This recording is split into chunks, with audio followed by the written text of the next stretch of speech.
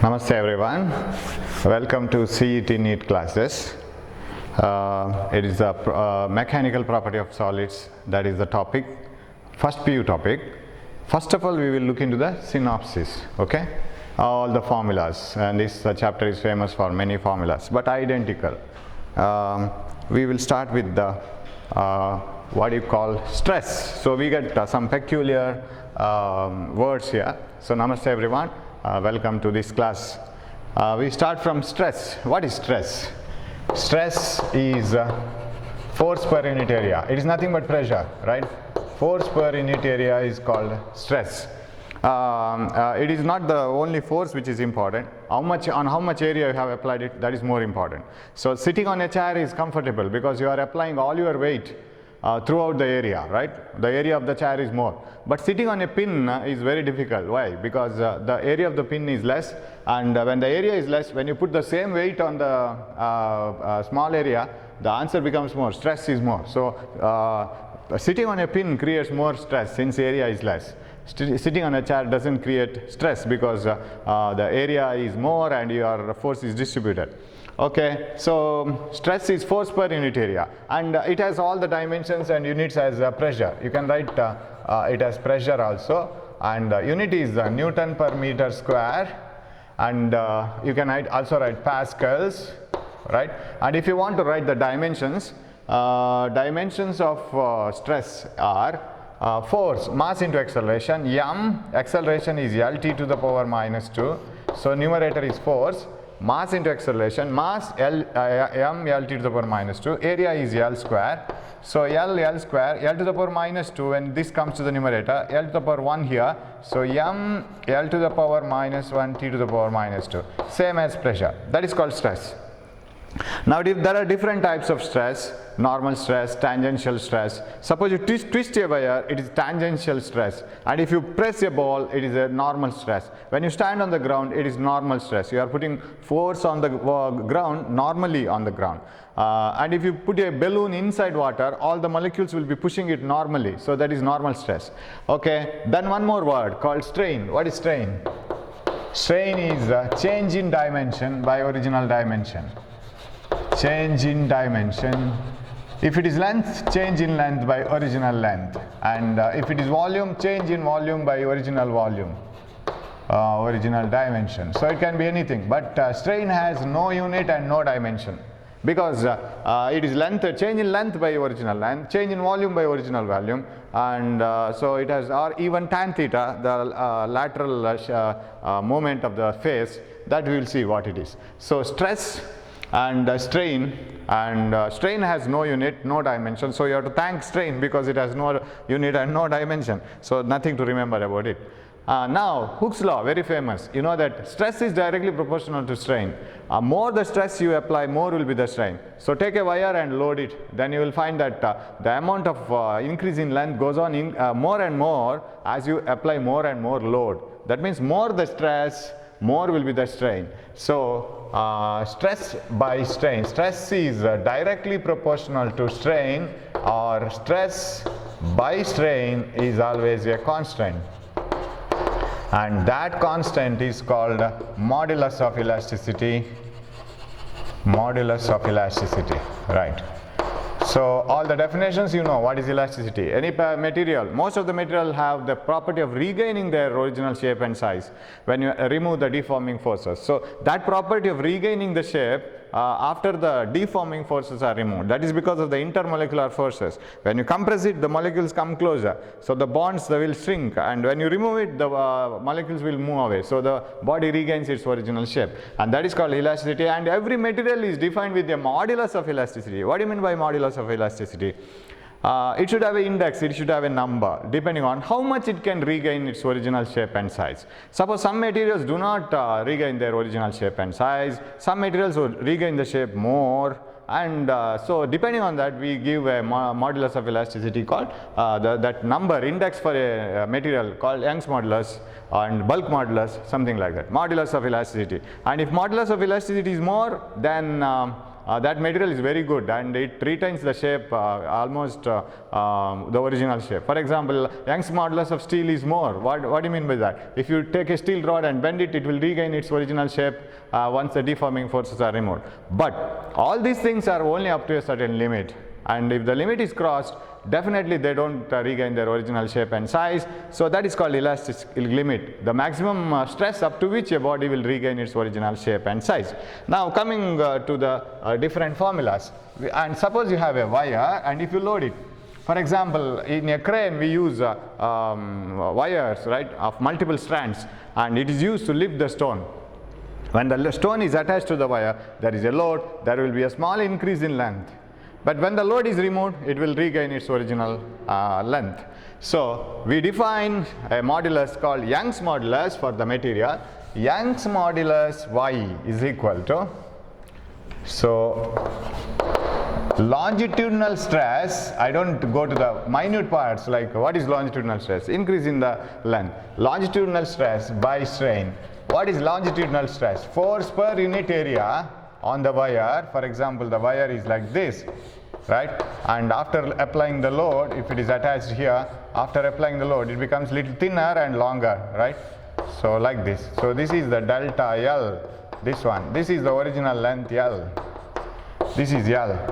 So this is after applying the load, and load can be written as mg here. If it is m is the mass, and I write it, this is the area of cross section over which this force is applied. So force per unit area, that is stress or pressure, you can write it as pressure only, change in pressure also is possible. Strain, change in length by original length.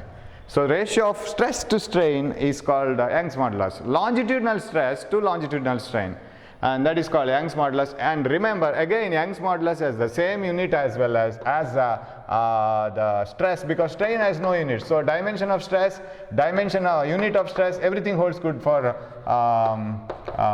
that Young's modulus also. ml minus 1 t to the power minus 2, same thing. Okay. Now you can rearrange force as mg. You can rearrange area as pi r square, anything according to the situation. So that is Young's modulus. Now when you stretch a wire, suppose you take two wires of the same material, say two nylon wires. We use nylon wires to put all our clothes in houses, to dry the clothes outside. So those nylon wires, this is made up of nylon. Maybe I have two wires, say one thick and another is thin. Both the wires are of same material. So what is same for both then? Young's modulus. Material is same. What is different? Radius, because thickness is different. Now if you want to cut it, where do you need more force, where do you need less force, right? So how to calculate it using this formula? Now in such a situation, Young's modulus doesn't come into picture at all, because it is a constant, both wires are same. So, and I want to cut it means I have to increase its length in such a way that it becomes too much and it goes beyond the elastic limit, and finally it cuts, right? So now stress is very important here, force per unit area. What stress is required to cut it? And stress is same for all, right? If you have a very thick wire, you need a more force. If you have a very thin wire, you need less force to cut it of the same material. That means if stress is a constant, force is directly proportional to area. Bring this here, because material is same, so you need a same stress. That means force is directly proportional to radius square, because the wire, if it is in this form, you can take radius r, and cross sectional area can be taken as pi r square circular. Then F is directly proportional to radius square. That's what you can do. So a wire of radius r requires a force F. If it is so, then a wire of double the thickness requires a force of 4F, because it is 2r whole square. 2r whole square makes 4r square. So the new force required is 4F, right? So, and we have problems of that type. We will solve them later. Okay, so this is Young's modulus, right? Young's modulus is stress by strain, and it is force per unit area, change in length by original length, and this is Young's modulus. And suppose now you have to connect a little bit of these mechanical properties with thermal properties of matter. Suppose you have two walls like this, very firm walls, and a steel rod or any metal rod in between them. A rod is kept very tightly fixed between the two. Heat it now. What happens? You know that it will have its own thermal expansion. Steel rod, copper rod, iron rod, they will have their own thermal expansion. they start expanding. As they expand, there is no space for expansion because both the walls are very rigid, they don't allow the rod to expand. Now, when the rod tries to expand and when the walls don't allow it to expand, there is a stress inside. So, the rod is under stress. What is the thermal stress? I call it as thermal stress because that stress is created because of heating, right? What is the amount of thermal stress in this case? Now, you have to bring a coefficient of linear expansion here. What is coefficient of linear expansion? Coefficient of linear expansion is defined as the ratio of fractional change in length. Fractional change in length means change in length compared to the original length. That is called fractional change, right? So you must know out of what it is the change. That is very important. For example, if you say, what is your physics marks? My physics marks is 90, and if you say, then out of what is very important, because it may be out of 1000 sometimes, right? Out of 100 it may be only 9, out of 1000 it may be 90. So out of what is very important. So out of L, it is the change is delta L. So if it is so, then alpha L is called coefficient of linear expansion per degree rise of temperature, that is remaining. If this much of is the fractional change per degree rise of temperature, for 1 degree you have to calculate. If you have come across delta L as the change out of total length L, when you heat it through 10 degrees Celsius, that is not what is required. Tell me what is for 1 degree. Divided by 10 then. This is alpha L. So coefficient of linear expansion is the fractional change in the length per degree rise of temperature.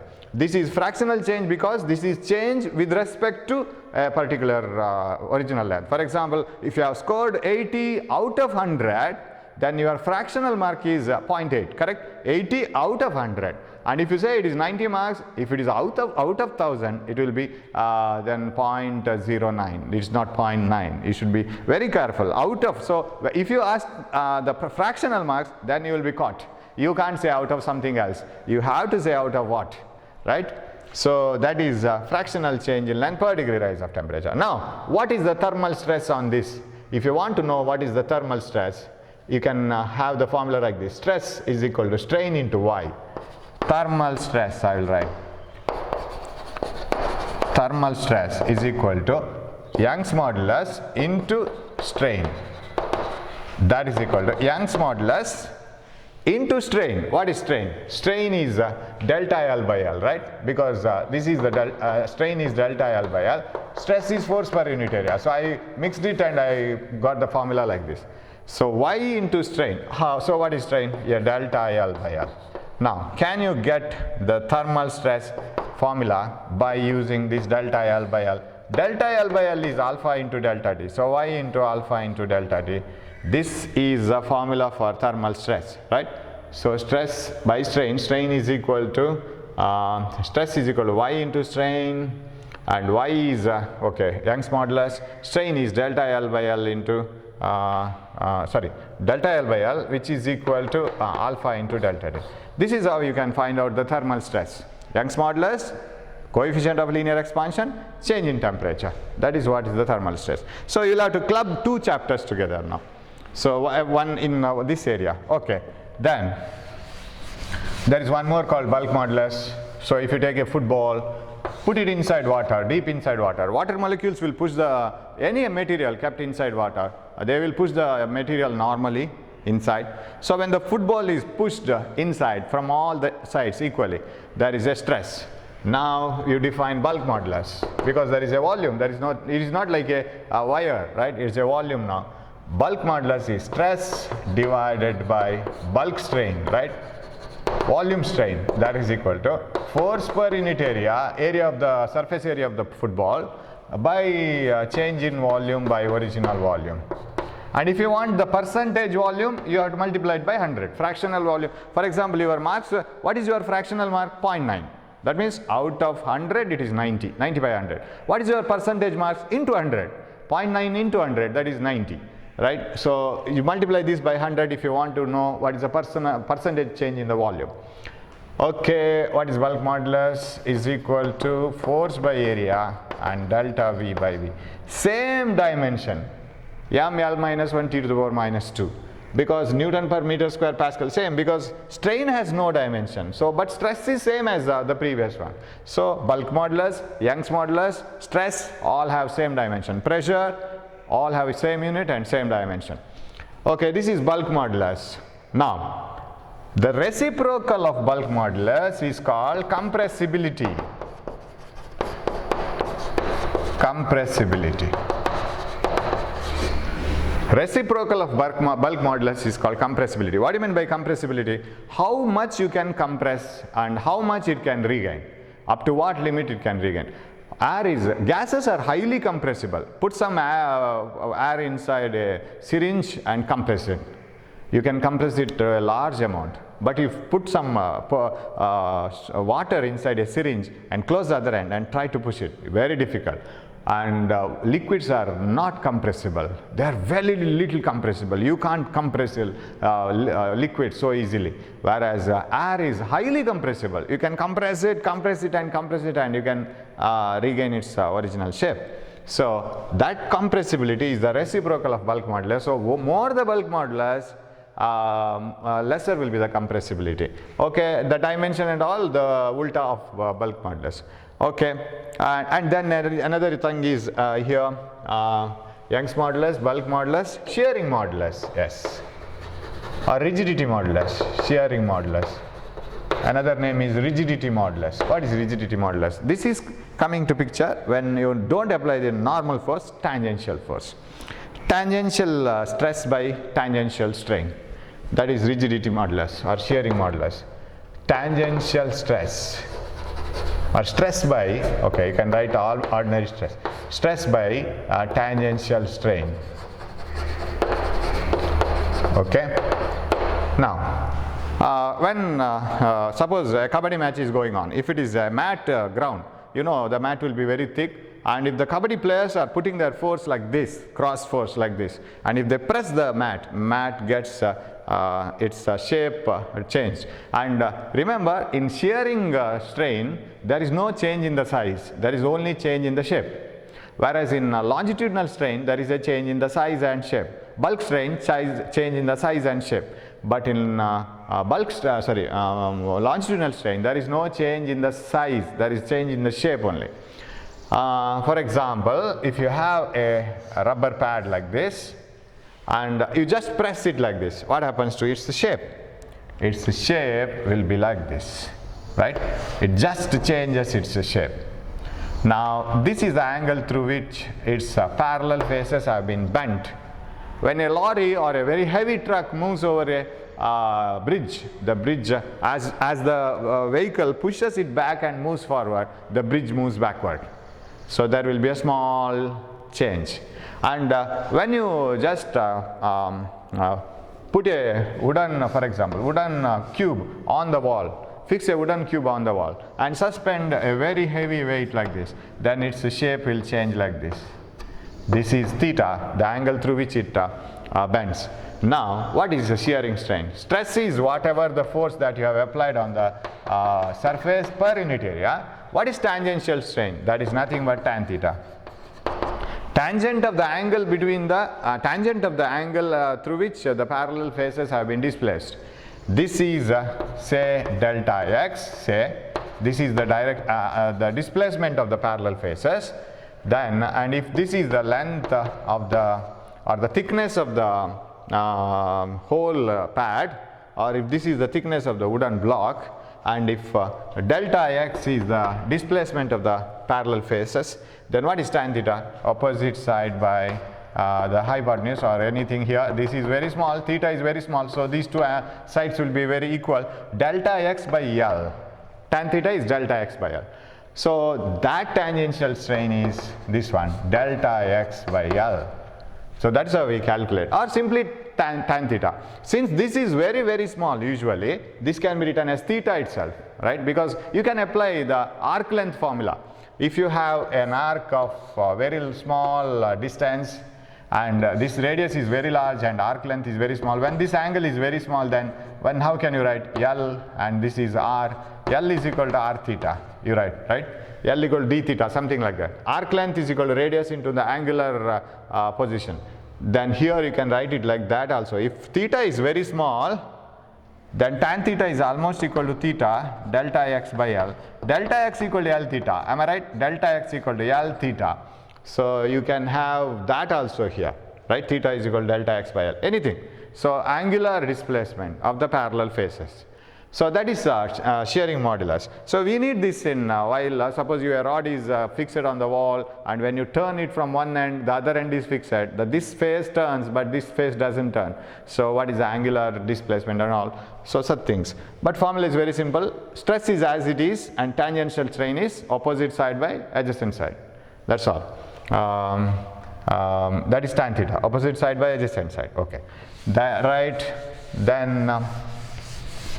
Okay, now another thing is here is Poissons ratio. What is Poissons ratio? When a wire is stretched, its length increases, and we write only the change in length by original length, that is delta L by R. If I bring it here, delta L by R. Fractional change in length, or the change in length by original length, that is called strain. What about thickness? Will it remain the same? As you stretch a gold wire longer and longer, it becomes thinner and thinner. If it was not becoming thinner, we would have purchased a small golden necklace and we would have pulled it away and we would have made it longer. But it becomes thinner and thinner. But gold is highly malleable. That's why it is so famous, right? One is because of its color, and another is because of its malleability. What do you mean by malleability? Gold can be stretched into any thin wire, but still it can be bent and it is very strong. It doesn't break. And now if you take a wire like that and if you stretch it, its thickness becomes smaller, but length becomes more. So if a wire is stretched of length L, say it is fixed here, and this is length L, and if it is stretched like this, and after putting a load like this, say mg, then see the diameter has decreased, r, this is r dash, and if this is r dash minus r is equal to delta r, say, there is a change in the diameter. There is an increase in the length also, delta L, right? So what is Poissons ratio? The fractional change in the lateral strain, I can simply say like that. You know, strain itself is the lateral change, fractional change. Fractional change itself is the strain. Of course, here longitudinal strain means fractional change in length. Lateral strain by longitudinal strain, that is called Poissons ratio. Lateral strain by longitudinal strain.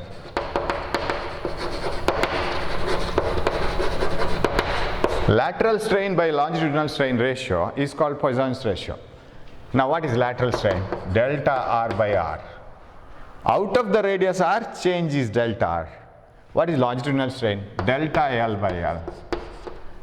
But I should have a negative sign. Why, sir? There is a decrease in radius, negative. There is an increase in length, positive. Of course, you should have, yeah, this is negative. Here, I have forgotten.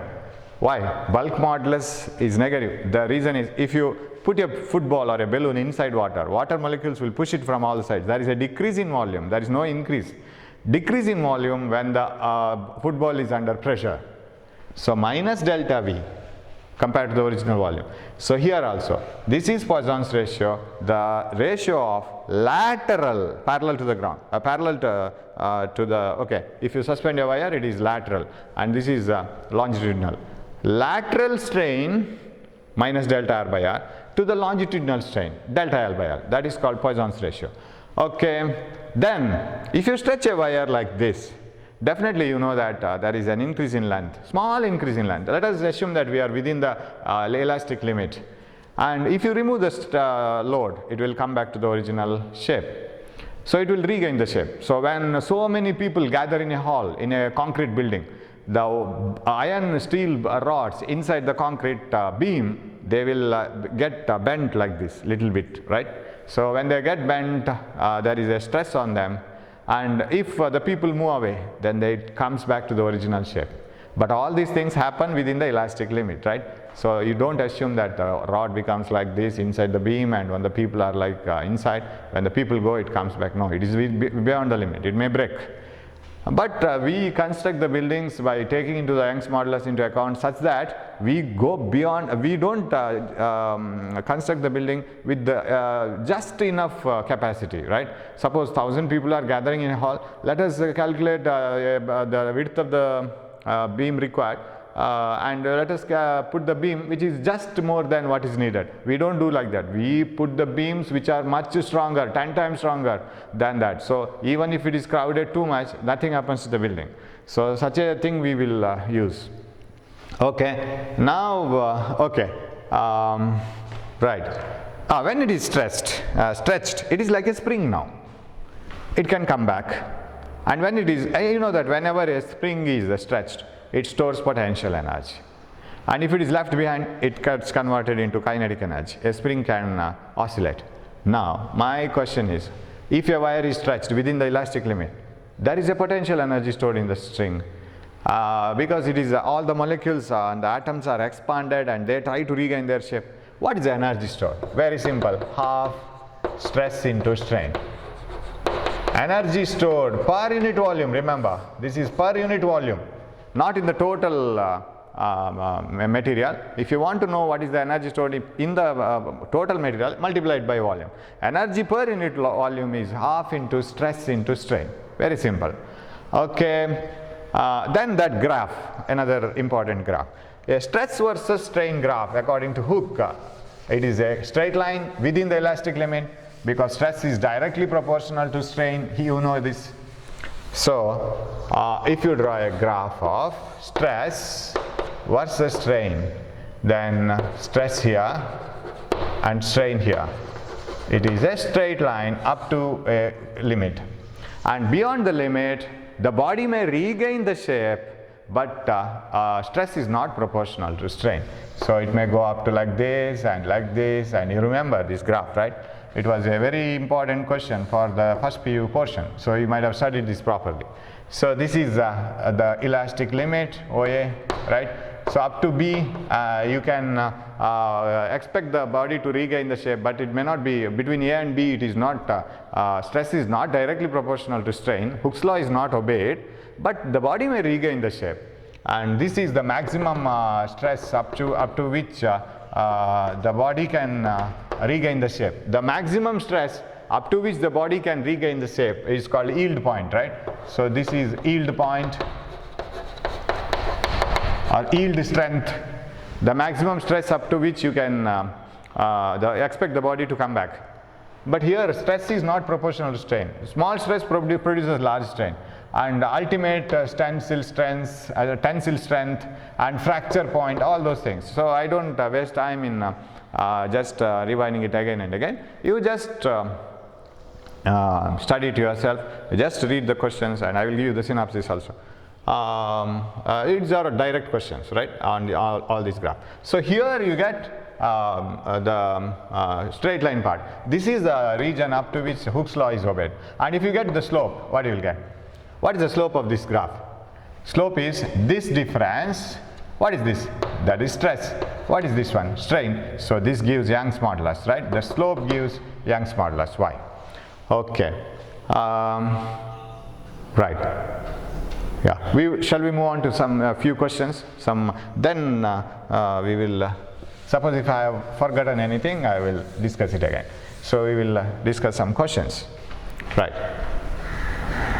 Okay. The first question, you can see it here. A steel wire of cross-sectional area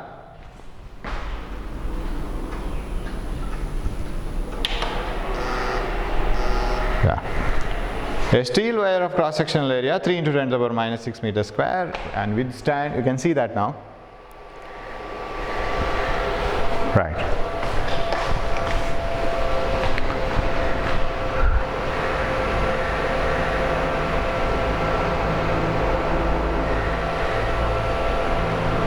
Yeah, it is warming up.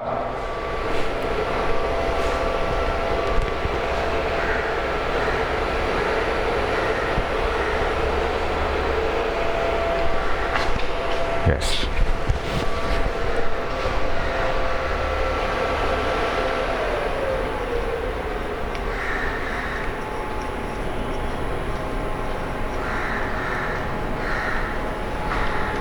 Yes, you'll get it now.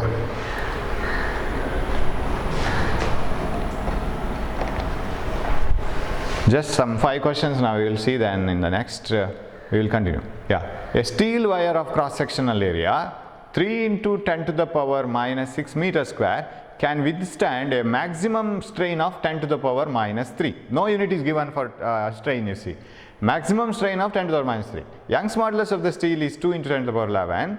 Then the maximum mass of the wire that it can hold is, yes, a steel wire. So we will write the data. Area 3, and it is in SI system only. 3 into 10 to the power minus 6 meter square.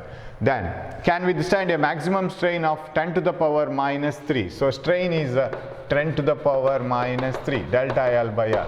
Then Young's modulus of the steel is 2 into 10 to the power 1, 2 into 10 to the power 11, sorry.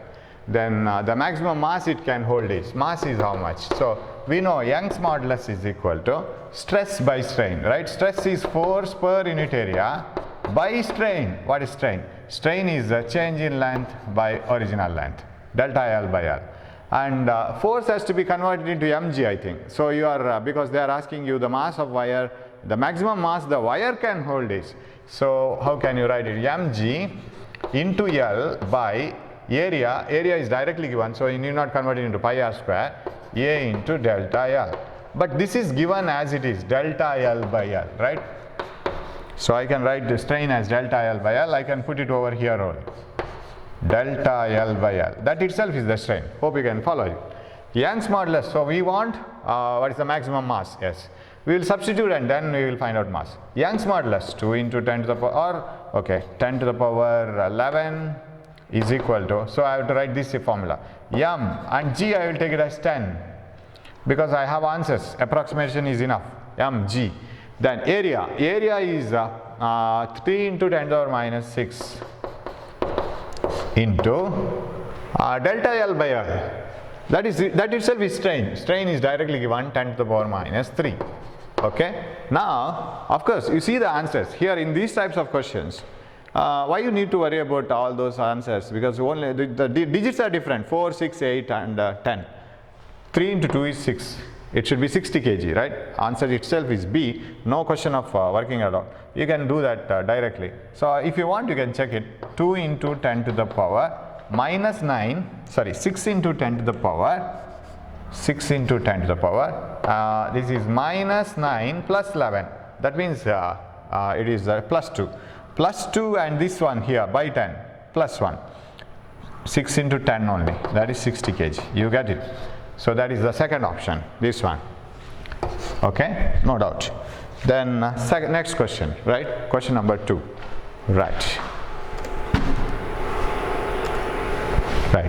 Reciprocal of bulk modulus of a substance is called, you know what is reciprocal of bulk modulus? It is compressibility. Okay, that is this answer, option A.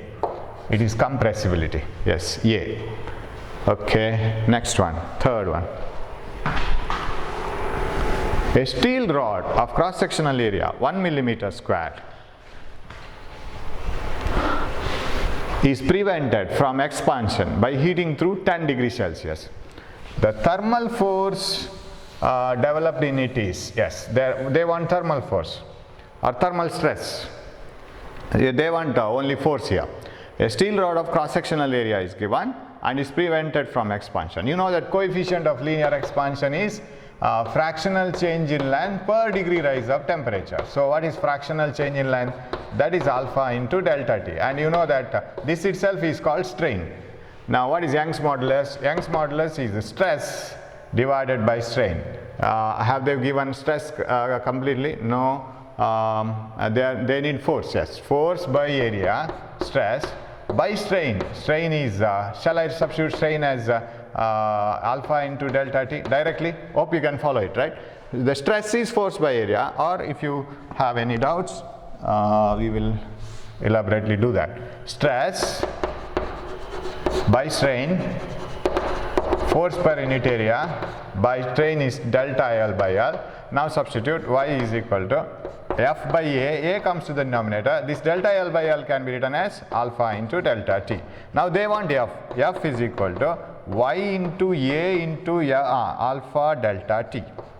That is equal to y, Young's modulus, 2 into 10 to the power 11 area of cross section is 1 millimeter square. 1 millimeter means 1 into 10 to the power minus 3 square, 1 into 10 to the power minus 6 millimeter square area. Alpha, coefficient of linear expansion, 10 to the power minus 5, it is per degree Celsius actually, degree Celsius to the power minus 1, 10 to the power minus 5. Then delta T, what is the increase in temperature? Heating it through 10 degrees Celsius, it is 10 Kelvin itself, right? Heating through some temperature difference is the same in both degree Celsius and Kelvin scale, because if you heat a material from 20 degrees Celsius to 30 degrees Celsius, it is in Kelvin 293 to 303. Difference is same. So 10 divide, nothing to divide, that is equal to, can we play with any numbers here? So you have only 2, but all the answers are 2s. We can't do as if we did in the previous problem. Here we have to work it out now. 2 into 10 to the power, this gets cancelled, minus 11 or 20, finish. Yeah, answer here. Because minus 11 plus 11 gone, 10 into 2, 20 Newton, that is the force. Okay, third one over, fourth one. A wire can be broken by applying a load of 20 kg weight. Okay, I'll drop the previous things. A wire can be broken by applying a load of 20 kg weight. The force required to break the wire of twice the diameter is, yes, stress is equal to force by area. Okay, if you see, stress is always a constant for a material. Now a larger area, that means thick wire, needs more force, that's all. More the area, you need more force, because ultimately your aim is to break it. Breaking stress is constant. I am not saying that just simple stress is constant. Breaking stress is constant. That means breaking stress means you have to apply a load till it breaks and it elongates and you reach the fracture point. So in such a case, stress is constant, force is directly proportional to area. That means thicker the wire, more the area, more force is required.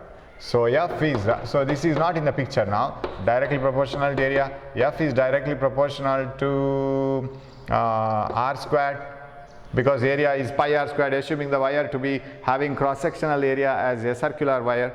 So pi R squared, F is proportional to R squared. Now mg, here we are applying a load, right?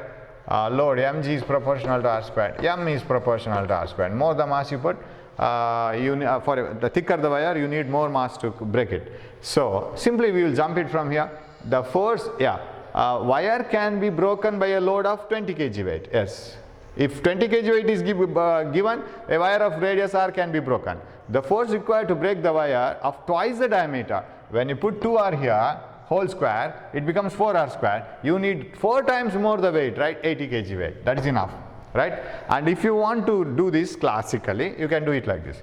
How much? 20 kg can break the wire of radius r. What m can break the wire of radius 2r whole square? Divide them. M by 20 is equal to, and constant of proportionality gets cancelled, 4r square by r squared. So it is 80. That's all. You can jump it. You can use the shortcut method. Okay. So we will continue in the next video. A small break. Then we will continue this. Right. We will go to the 5th problem. Okay. I will show you the 5th problem. I'll come back once. Right. Okay, 1 minute. You look into the 5th problem once.